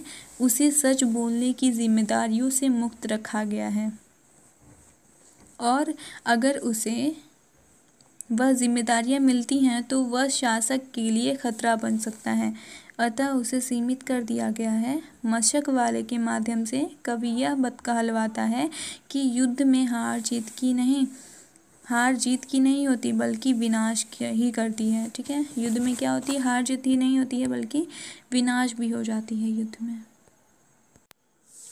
अब देखिए दोस्तों, यहाँ पे है निम्नलिखित में से किन्हीं 3 के उत्तर 150 और 250 शब्दों में देना है और एक उत्तर जो होगा वो 15 नंबर का होगा। इसीलिए सोच समझ के आंसर लिखना। अर्धनारीश्वर निबंध में व्यक्त विचारों का सारांश लिखें। तो अर्धनारीश्वर, जैसा कि मैंने आपको बताया है कि अर्धनारीश्वर को मैंने पढ़ाया है, तो आप उसके सारांश को यहाँ पे पुट कर सकते हो, लिख सकते हो। यहाँ पे है दूसरे में रूज कहानी के कहानीकार ने किस प्रकार मालती की अंतर स्थिति व बाह्य स्थिति का वर्णन किया है। तो इसमें भी आप अपने समरी को लिख सकते हो। यहाँ पे सिपाही की माँ शीर्षक एकांकी की कथा वस्तु प्रस्तुत करें। तो सिपाही की माँ एक एकांकी है। तो आप उसमें मैंने अभी डिस्क्रिप्शन में जो लिंक दिया है उस पर क्लिक करके सिपाही की माँ अगर आपने नहीं देखा है चैप्टर तो ज़रूर देख लेना और उसका जो सारांश है उसे पुट कर देना यहाँ पे केवल आपको सारांश लिखने की ही ज़रूरत है। सारांश को लिख सकते हो आप क्वेश्चन के रूप में। अब है मुक्ति बोध की रचना जन जन का चेहरा एक का सारांश लिखना है। ठीक है, तो यहाँ पे क्या है, जन जन का चेहरा एक का सारांश लिखना है आपको। तो इसका भी डिस्क्रिप्शन में मैं लिंक दे दूँगी, उससे आप देख के समझ लेना। उसके हिसाब से आप अपने मन से अगर लिखोगे ना तो आपकी जो राइटिंग स्किल्स है उस पर भी आपको नंबर देता है। अधिनायक शीर्षक कविता का केंद्रीय विषय क्या है, स्पष्ट करें। तो इसमें भी आप अपने सारांश को लिख के लास्ट में लिख सकते हो कि इसका विषय क्या है। गाँव का घर में ज्ञानेंद्र पति ने क्या कहना चाहा है, स्पष्ट करें। ठीक है, तो आप इसे बता देना कि क्या कहना चाहा है। और इम्पॉर्टेंट चीज़ ही लिखना, फालतू चीज़ मत लिख देना समरी में, क्योंकि फालतू चीज़ एकदम नहीं पसंद है मुझे। संक्षेपण करें, इसका संक्षेपण करना है इसको, यानी कि शॉर्ट में लिखना है। तो इतना बड़ा सा जो लिखा है इसमें आप इसको शॉर्ट कर सकते हो। ये पहले तो आप इसे एक शीर्षक दे दो, यानी शीर्षक मतलब होता है टाइटल दे दो आप इसे एक, जैसे मैंने दिया था ना, जो जानने की इच्छा करता है, तो जानने की इच्छा करता है उसे क्या कहते हैं, जिज्ञासु कहते हैं। उसी तरह ये जो है इतना ढेर सारा जो लिखा हुआ है यहाँ पे, ये जो इसको शीर्षक क्या दे सकते हैं भाई? मैं तो इसे दूंगी जीवन का सार्थक उद्देश्य, क्योंकि इसमें फर्स्ट ही में लिख दिया है कि प्रत्येक मनुष्य के जीवन में उद्देश्य होना चाहिए, यानी कि मनुष्य के जीवन का उद्देश्य है, जीवन का सार्थक उद्देश्य। ठीक है, तो पहले यहाँ पे आप लिखना, मनुष्य का जीवन उद्देश्य पूर्ण है। उद्देश्यहीन व्यक्ति बिना पतवार की नींव की तरह है। उद्देश्य में विभिन्नता होती है। सार्थक उद्देश्य वही उद्देश्य होता है जो समाज सेवा में निमित्त हो, जो देश के निर्धन किसानों में जागरण पैदा कर उसे सफल किसान बनाने में उद्यम हो। ठीक है, तो ये आप संक्षेपण कर देना, संक्षेपण करके आप एग्ज़ाम हॉल से उठ जाना और क्या, और चले जाना। तो चलिए, हमारे 2018 का जो था वो ख़त्म होता है। अब चलते हैं हम लोग 2017 के क्वेश्चन पेपर पे, देखते हैं उसमें क्या लिखा है भाई। तो दोस्तों आ गए हैं हम लोग 2019 के क्वेश्चन पेपर पे। तो देखिए यहाँ पे क्या लिखा है, 3 घंटे का पेपर होगा, पूर्णांक होगा इसका 100। तो ये सब तो आपको पता ही होगा। चलिए आते हैं काम की बात पे, वस्तुनिष्ठ प्रश्न पे आते हैं, जिसमें आपको 50 अंक का रहेगा, जो मैंने आपको पहले ही बता रखा है।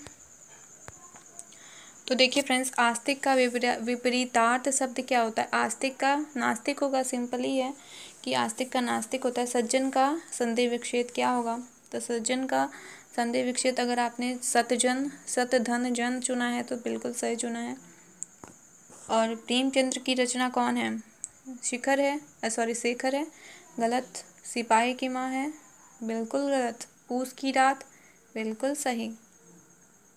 ठीक है, अब है जहाँ पहुँचना कठिन है वहाँ क्या कहलाता है? बताइए क्या कहलाता है? दुर्गम। जहाँ पहुँचना कठिन हो वह जगह दुर्गम कहलाता है। बातचीत निबंध के निबंधकार कौन है? तो बातचीत निबंध के निबंधकार जो हैं वो है बालकृष्ण भट्ट। ब से बातचीत, ब से बालकृष्ण भट्ट। क्या ट्रिक लगाया इन्होंने, वाह। अब क्या है? सब्ज बाग दिखाना, मुहावरे का क्या अर्थ है? तो सब्ज बाग दिखाने मुहावरे का अर्थ है झूठ बोलकर ठगना। ठीक है, झूठ बोलकर ठगना। अब है जिसने यश प्राप्त किया है उसे एक शब्द में क्या कहा जाता है? जिसने यश प्राप्त किया है उसे यशस्वी कहा जाता है। आई थिंक जो सही है, यशस्वी ही कहा जाता है। चिड़ी मार कौन सा समास है? चिड़ी मार है तत्पुरुष समास। सुंदर का पर्यायवाची शब्द क्या है? तो सुंदर का पर्यायवाची शब्द है मनोहर। और अब है किस रचनाकार की पंक्तियां हैं? नारी स्वप्न है, नारी सुगंध है, नारी पुरुष की बाह पर झूलती हुई जूही का माला है। यह किस लेखक ने कहा है? किस रचनाकार ने कहा है? क्या आप बता सकते हो? अगर आपने चुना है प्रेमचंद्र तो बिल्कुल गलत चुना है, मैं पहले से बता दे रही हूँ। अगर अज्ञेय को चुना है तो बिल्कुल सही चुना है। ठीक है, अब चलिए आते हैं नेक्स्ट पे, जिसमें लिखा है तपोबल का संधि विच्छेद क्या है? फ्रेंड्स, तपोबल का संधि विच्छेद क्या आप कर सकते हो? तो यहाँ पे तपोबल का संधि विच्छेद है तप धन बल। ठीक है, तप धन बल। ए। राजेंद्र का संधि विच्छेद क्या है? तो राजेंद्र का संधि विच्छेद होगा राजा धन इंद्र। पुत्र वियोग में माँ ने किसे भय से अपने लाल को गोद से नहीं उतारा था? बताइए फ्रेंड्स, गिरने के भाव से। ठीक है, पुत्र गिर जाएगा इस भाव से गोद से नहीं उतारा था उसने, पुत्र वियोग में। जो आपके ही एक चैप्टर है। सुभद्रा कुमारी चौहान की कविता है। बताओ फ्रेंड्स, सुभद्रा कुमारी चौहान की कौन सी कविता है?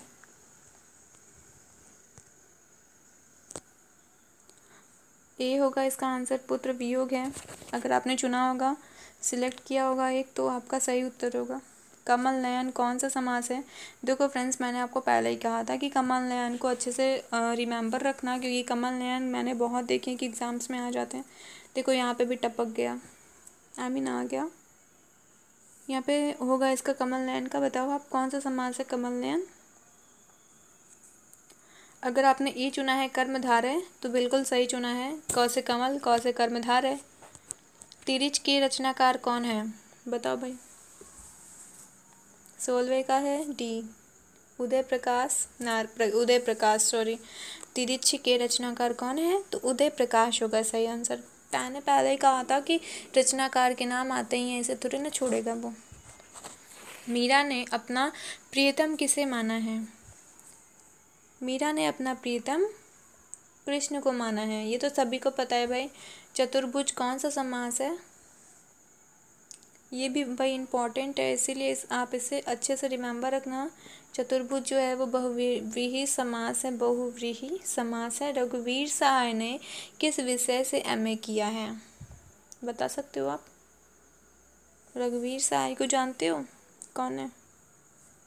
रघुवीर सहाय ने अंग्रेजी भाषा से एमए किया है। अब कौन है मुझे आप कमेंट में बता सकते हो। महेश का संधि विच्छेद क्या होगा? महेश का संधि विच्छेद होगा महाधन ईश। महेश, ठीक है ठीक है। जो बहुत बोलता है उसे क्या कहा जाता है? उसे यानी वाचाल कहा जाता है। क्या कहा जाता है? वाचाल कहा जाता है। मैं भी यहाँ बहुत बोल रही हूँ, पर मैं काम की बात कर रही हूँ, फालतू नहीं बोल रही हूँ। यहाँ पे फालतू बोलने वाले के लिए कहा गया है, तो आप मुझे उस पर मत डालना, ओके? क्या कहते हैं उसे? मजाक जिसे उड़ाते हैं। बताओ भाई क्या कहते हैं? मैंने आपको इससे पहले वाले क्वेश्चन पेपर में बता रखा है कि जो मजाक उड़ाते हैं उसे क्या कहते हैं? हाथ से कहते हैं। और क्या कहते हैं? बताना मुझे कमेंट में। कमल का पर्यायवाची क्या है? बताओ। कमल का पर्यायवाची अगर आपने सरोज चुना है तो बिल्कुल सही चुना है भाई आपने। सॉरी फ्रेंड्स, आपने सही चुना है, सरोज होगा इसका आंसर। किस कवि का मूल नाम वैद्यनाथ मिश्र है? तो इसका सही आंसर होगा बी, नागार्जुन। तो आप नागार्जुन पे क्लिक कर देना। ओ सदानीरा की लेखक है। बताओ ओ सदानीरा की लेखक कौन है? ओ सदानीरा के लेखक हैं जगदीश चंद्र माथुर। बहुत ही ज़्यादा सिंपल है भाई, तो आप इसे जगदीश चंद्र माथुर पे टिक कर देना। ओ सदानीरा शीर्षक का निबंध शीर्षक का संबंध किस विधा से है? तो बताओ ओ सदानीरा क्या है? बहुत से लोग ऐसे हैं ना कि जो कि इग्नोर कर देते हैं। जैसे मैं बताती हूँ कि ये एक निबंध है, ये एक एकांकी है। तो बहुत से लोग ऐसे हैं जो नटखट हैं और इस चीज़ को इग्नोर कर देते हैं। तो लो भाई, मज़ा आ गया ना अब तुम्हें? एग्ज़ाम में अगर ऐसे ही विधा या पूछ दिया ना तो बहुत ही ज़्यादा तुम्हें परेशानी होगी। इसीलिए रिमेंबर रखो हर चीज़ को, और मेरे बताए गए सभी चीज़ों को ध्यान से देखो। ये एक निबंध है, यस निबंध है। मैंने ऐसे ही क्लिक किया था इस पर, ठीक है। अबे सिपाही की माँ निम्नलिखित में से कौन सी है? सिपाही की माँ का नाम क्या है? चुन्नी ना भाई, बिस्नी। हाँ बिस्नी नाम है। सदाचार का संधि विच्छेद क्या होगा? सदाचार का होगा संधि विच्छेद सतधन आचार। मलिक मोहम्मद जायसी कैसे कवि हैं? मेरे ख्याल से मलिक मोहम्मद जायसी जो है वो प्रेम मार्गी कवि हैं, ये सबको पता है। नहीं पता है तो याद कर लो, प्रेम मार्गी कवि हैं। उपवन में कौन सा उपसर्ग है? उपवन में कौन सा उपसर्ग है? उपसर्ग मैंने आपको इससे पहले भी बता रखा है कि उपसर्ग में जो उप रहता है, यानी पहले जो लिखा रहता है वही रहता है। तो पहले क्या है? यहाँ पे उप है, तो यहाँ पे उपसर्ग में उप होगा। इससे पहले भी उपसर्ग का पूछा गया था। अब अंजाम कौन सा समास है? अंजाम जो है वो अव्ययी भाव समास है। कौन सा समास है? अव्ययी भाव समास है। इसे क्लिक कर देते हैं। प्रकाशित में से कौन सा प्रत्यय है? प्रकाशित का प्रत्यय क्या है? तो बताओ त के पहले क्या है? कौन सा मात्रा है? ई का मात्रा है। अब ये कौन सी ई, छोटी है कि बड़ी है? तो ये इसका सही आंसर होगा ईद। ठीक है। छात्रों के रहने का स्थान क्या कहलाता है? छात्रावास कहलाता है। नाक कटना मुहावरे का क्या अर्थ है? भाई किसी का नाक कट गया, एग्ज़ाम में फेल हो गए तो नाक तो कटेगी ही। 33 का ए होगा, अपमानित होना। अधिनायक शीर्षक कविता के कवि कौन है? भाई सुनो यार, सुनो फ्रेंड्स, मैंने ये तो ऐसे ही बोला है कि फेल होगे तो, अगर आप नहीं पढ़ोगे तभी फेल होगे, पढ़ोगे तो क्यों फेल होगे भाई। गाल बजाना मुहावरे का क्या अर्थ है? इससे पहले भी आ चुका है। गाल बजाना यानी डिंगे हाँकना, जिसे मैंने आपको एग्जाम्पल दिया था खार के बारे में। आलसी का विलोम शब्द क्या है? परिश्रमी होगा। आलसी का परिश्रमी। भगत सिंह के पिता और चाचा किसके सहयोगी थे?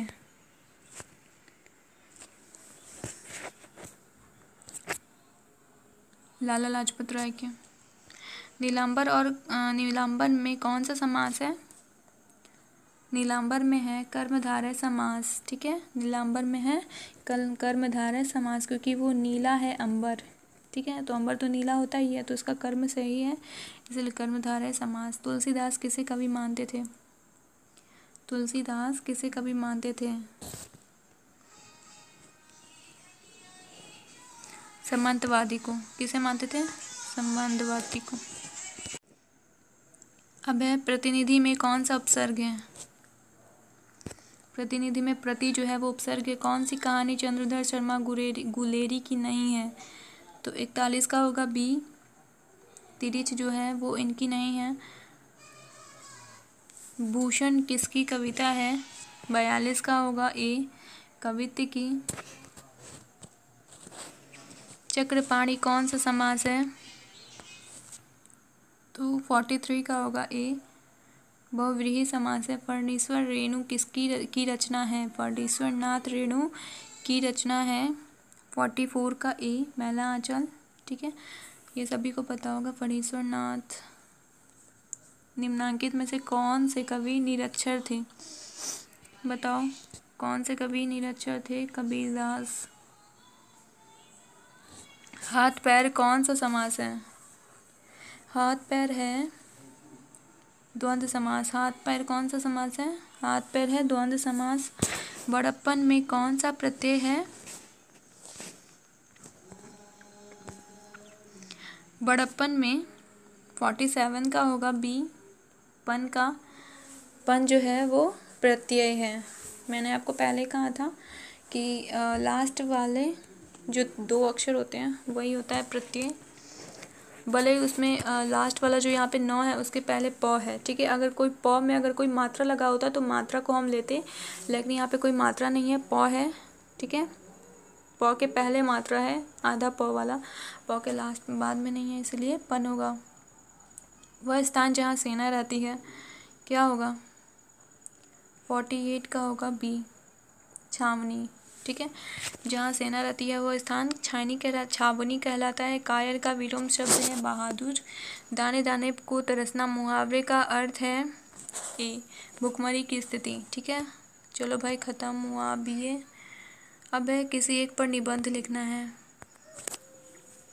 विज्ञान पर भी बहुत ज़्यादा इम्पॉर्टेंट है, तो आप विज्ञान पर लिख देना। विज्ञान पे तो आप लिख ही सकते हो कि टीवी, टेलीविज़न, मोबाइल फ़ोन ये वगैरह सब आए हैं।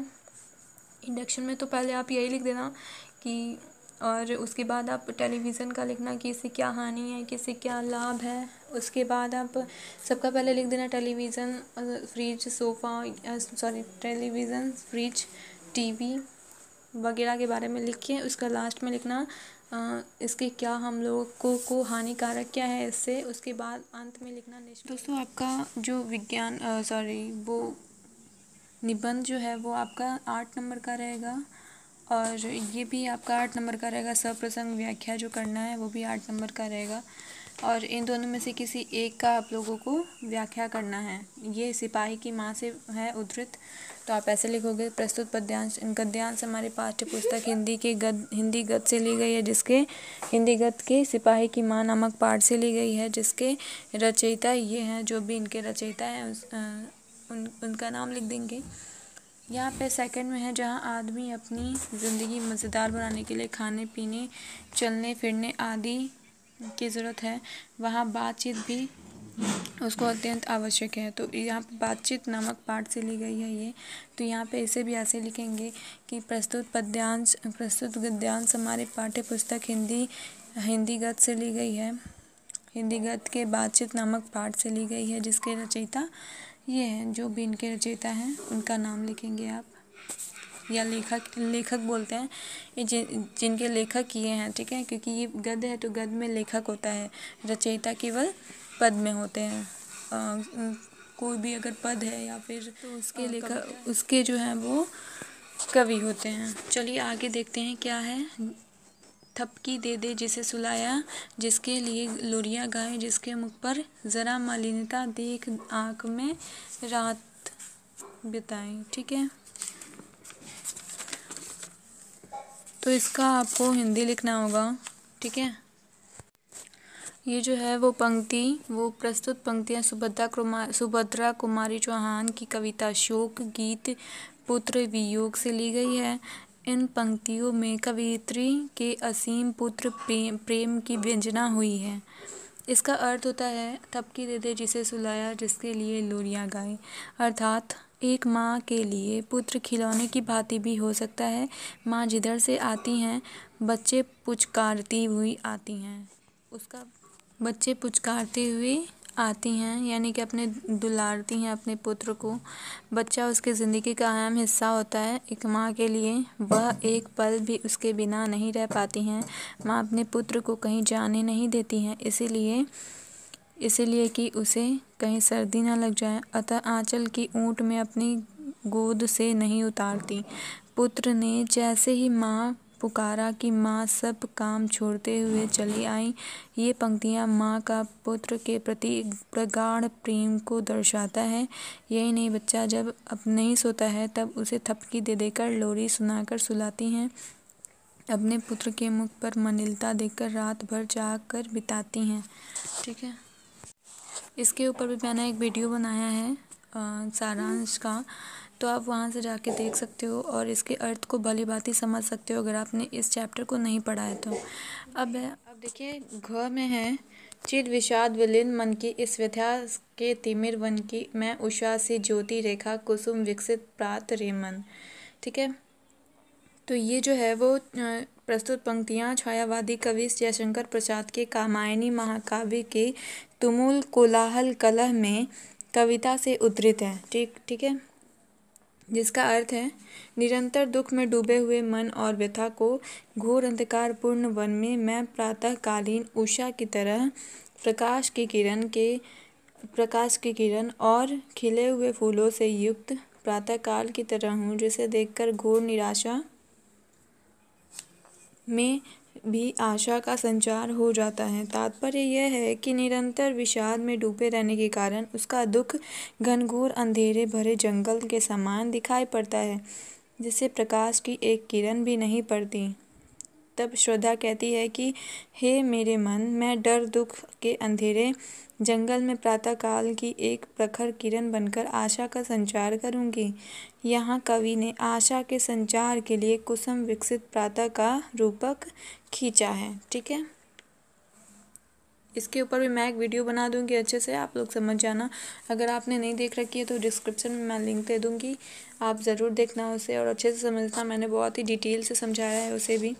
अब यहाँ पे थर्ड में है, देखिए, अपने प्रधानाचार्य को आवेदन पत्र लिखकर अपना शिक्षण शुल्क माफ़ करने हेतु निवेदन करें।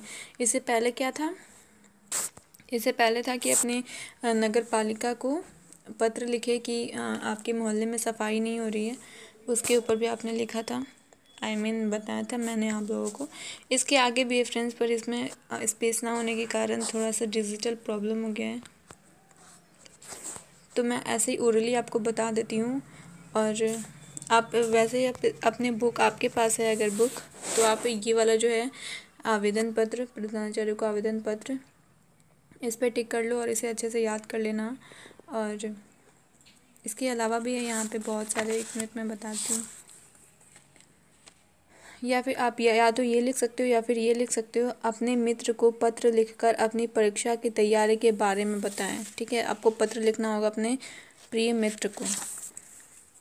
अगर आपको पत्र लिखने आता है तो मुझे कोई प्रॉब्लम नहीं है, अगर नहीं आता है तो आप मुझे कमेंट के माध्यम से बता सकते हो। मैं एक वीडियो ऐसा बनाऊंगी जिसमें आप लोगों को पत्र लिखना और ये जो है आवेदन पत्र लिखना, ये सारा मैं आपको उसमें डिटेल में बताऊंगी।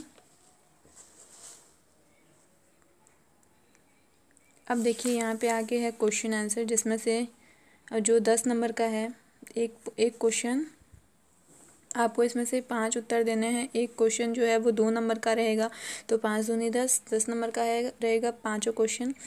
पहला क्वेश्चन है आपका, दल विहीन लोकतंत्र और साम्यवाद में कैसा संबंध है। ठीक है, निशान लगा लेना आप लोग। तो आप लोग इसका उत्तर लिखना, दल विहीन लोकतंत्र सर्वोदय विचार का मुख्य राजनीति सिद्धांत है और ग्राम सभाओं के आधार पर दल विहीन प्रतिनिधि स्थापित हो। दल विहीन लोकतंत्र को मार्क्सवाद तथा लेनिनवाद के मूल उद्देश्य में से एक है। मार्क्सवाद के अनुसार समाज जैसे जैसे साम्यवाद की ओर बढ़ता जाएगा वैसे वैसे राज्य स्टेट का क्षय होता जाएगा और अंत में एक स्टेटलेस सोसाइटी कायम होगी। वह समाज अवश्य ही लोकतांत्रिक होगा, बल्कि उस समाज में लोकतंत्र का सच्चा स्वरूप प्रकट होगा और वह लोकतंत्र निश्चय ही दल विहीन होगा। ठीक है, तो इसका उत्तर आपका ये होगा। अब सेकंड में है, यदि संधि की वार्ता कुंती और गांधारी के बीच नहीं हुई होती तो बहुत संभव था कि महाभारत न हुआ होता। इससे आप कहाँ तक सहमत हैं। ठीक है, सेकंड में है कि यदि संधि की वार्ता कुंती और गांधारी के बीच नहीं हुई होती तो बहुत संभव था कि महाभारत नहीं होता। इससे आप कहाँ तक सहमत हैं। ठीक है, तो लेखक नारी के गुण की चर्चा करते हुए कहता है कि दया, माया, सहिष्णुता और भीरुता नारी का गुण है। इस गुण के कारण ही सारी विनम्र और दयावान होती हैं। नारी विनम्र और दयावान होती हैं। इस गुण का अच्छा पक्ष यह है कि यदि पुरुष इन गुणों को अंगीकार कर ले तो अनावश्यक विनाश से बचा जा सकता है, परंतु सदियों से अपने आप को शक्तिशाली मानता आया है। कौन मानता आया है? पुरुष। ठीक है, उसने नारी को घर की 4 दीवारी में सीमित किया। घर की जीवन सीमित और बाहर का जीवन असीमित निस्सीम रह गया। तो आप इस प्रकार से इसे लिख सकते हो। अब है ओ सदानेरा किस नदी के लिए कहा गया है। बताइए आप लोग, ओ सदानेरा किस नदी के लिए कहा गया है। इसका सही उत्तर होगा गंडक नदी के लिए कहा गया है। ठीक है, ओ सदानेरा। अब है धागड़ शब्द का क्या आशय है, ये आप लोग कमेंट के माध्यम से बताएंगे। क्या जूठन शीर्षक सार्थक है? क्या आपको पता है जूठन शीर्षक जो है वो सार्थक है?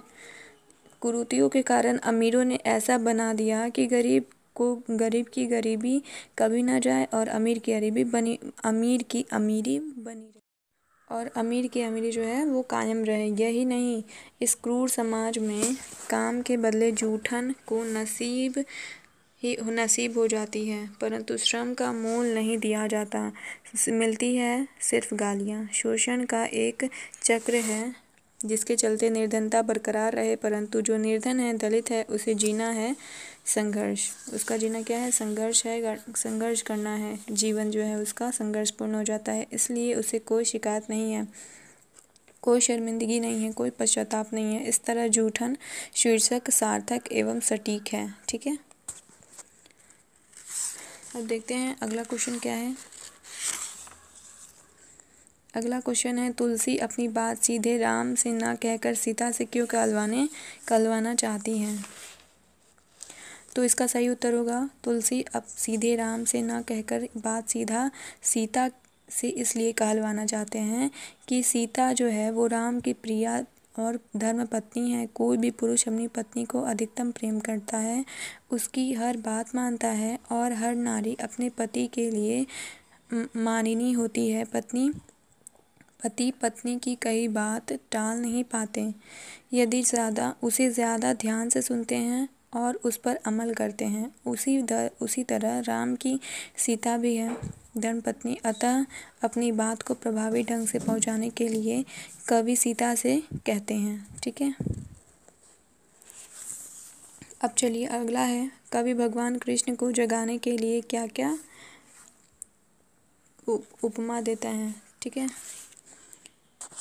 व्रजराज कुंवर जागिए, क्या उपमा देता है?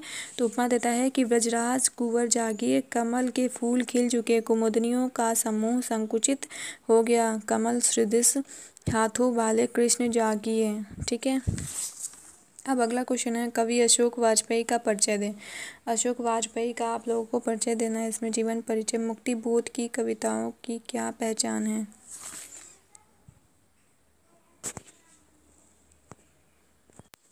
इसका आंसर होगा, पीड़ित और संघर्षशील जनता का जो अपने मानवोचित अधिकार के लिए कर्मरत हैं का चित्र प्रस्तुत करना ही मुक्ति बोध की कविता की पहचान है।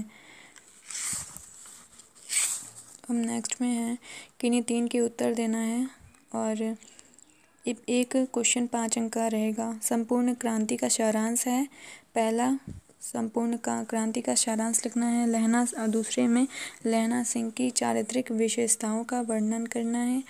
तीसरा है, कला के लिए सिद्धांत क्या है?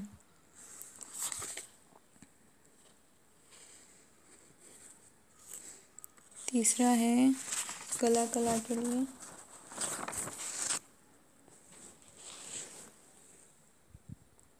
सिद्धांत बताना है। और चौथा है, गांव का घर कविता का भाव लिखना है। प्यारे नन्हे बेटे शीर्षक का सारांश लिखना है।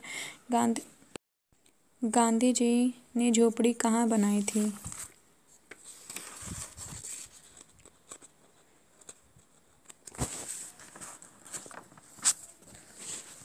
गांधी जी ने मठ के निकट एक महुए के पेड़ के नीचे अपनी झोपड़ी बनाई थी। निम्नलिखित का संक्षेपण करना है। ज्ञान का समस्त भंडार पुस्तकों में रहता है। प्रत्येक व्यक्ति इससे अपनी रुचि के अनुसार ज्ञान प्राप्त कर सकता है। संगीत, नृत्य, चित्रकला, लघु कथा, कविता, कहानी, उपन्यास, विज्ञान, इतिहास, कंप्यूटर आदि का ज्ञान इन पुस्तकों से ही प्राप्त किया जा सकता है। अपनी रुचि के अनुसार बालक से वृद्ध तक पुस्तकें पढ़ सकते हैं। जितने भी मनुष्य हैं उनकी अपनी रुचियाँ हैं, वे अपने क्षेत्र का ज्ञान प्राप्त कर सकते हैं। जितने भी मनुष्य ज्ञान प्राप्त करना चाहते हैं, जिनका विविधतापूर्ण ज्ञान और विविध जानकारियाँ केवल पुस्तकें ही दे सकती हैं। तो इसका शीर्षक पहले लिखेंगे, कविता का महत्व, फिर लिखेंगे पुस्तक ज्ञान का विशाल भंडार है। संगीत, नृत्य, चित्रकला आदि सभी विधाओं का ज्ञान हम पुस्तकों से ही मिलती है हमें। फिर रुचि विभिन्नताएं हैं।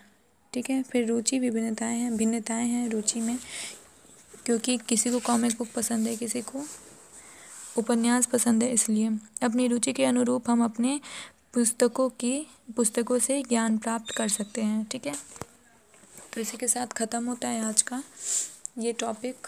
तो मिलते हैं मेरे नेक्स्ट वीडियो में, तब तक बने रहिए एडुरीड के साथ। और अगर वीडियो पसंद आए तो लाइक ज़रूर करिएगा, कमेंट करिएगा, अपने फ्रेंड्स में ज़रूर शेयर करिएगा।